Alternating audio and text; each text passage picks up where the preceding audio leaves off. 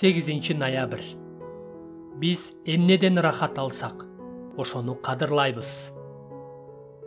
Эгерде сен ишенби үчүн менин ыйык күнүмдө өзүңдүн иштериңди аткаруудан бутуңду токтото турган болсоң, ишембини кубанычтуу күн деп, Теңирдин ыйык күнү деп атай турган болсоң, ыйык тута турган болсоң, күнүмдүк иштериңди кылбай, ал күндү урматтай турган болсоң, өз каалоолоруңду аткарбай турган болсоң, курулай сөздөрдү сүйлөбөй турган болсоң, анда сен Теңирден кубаныч аласың.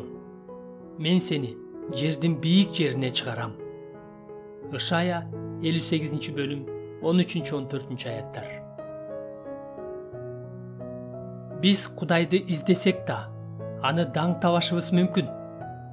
Эгерде Кудайды даңктагыбыз келсе, анда аны менен болгон мамиледен кубаныч алганга умтулушубуз керек. Муну түшүнүү үчүн мисал катары ишемби күнүн алалы. Менин ыйык күнүмдө өзүңдүн иштериңди аткаруудан бутуңду токтото турган болсоң деп, Теңир өз элин ишемби күнү өзүнө жаккан иштерди жасагандыкта айыптап жатат. Муну кандай түшүнсөк болот? Теңир өзүнүн ыйык күнүндө биз өзүбүзгө кубаныч тартуулаган нерсени издебешибиз керектигин айтып жатабы? Жок.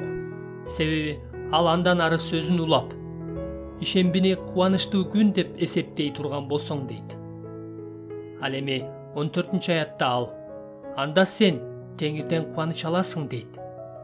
Демек, анын эли ишемби күнүндө өз Кудайынын сулуулугунан, эс алуудан жана ыйыктыктан кубаныч албай, өзү кылган иштерден кубаныч алганы үчүн Теңир аны жемелеген. Ишемби күн ушундай максат менен берилген эмес беле? Теңир элди рахатты издегени үчүн жемелеп жаткан жок. Аз рахат берген нерселерди кылган үчүн жемелеп жатат. Клайв Стейплс Льюис айткандай, биз аз нерсеге ыраазы болуп алабыз.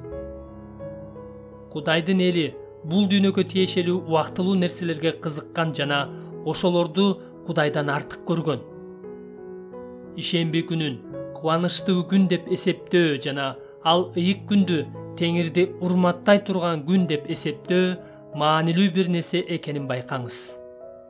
Ишембини кубанычтуу күн деп, Теңирдин ыйык күнү деп атай турган болсоң, ыйык тута турган болсоң, ал күндү урматтай турган болсоң деген эмнени билдирет? Жөнөкөй тил менен айтканда, бул биз эмнеден кубаныч алсак, ошону кадырлайбыз, урматтайбыз дегенди билдирет. Башкача айтканда, биз эмнеден рахат алсак, ошону мактайбыз. Кудайдан рахат алуу жана Кудайды даңктоо бир нерсе. Кудайдын түбөлүктүү максатын ишке ашыра турган жана бизге түбөлүктүү рахат бере турган нерсе ага табынуу тажрыйбасы. Теңирдин күнү ушул үчүн берилген. Деги эле жашоо ушул үчүн берилген.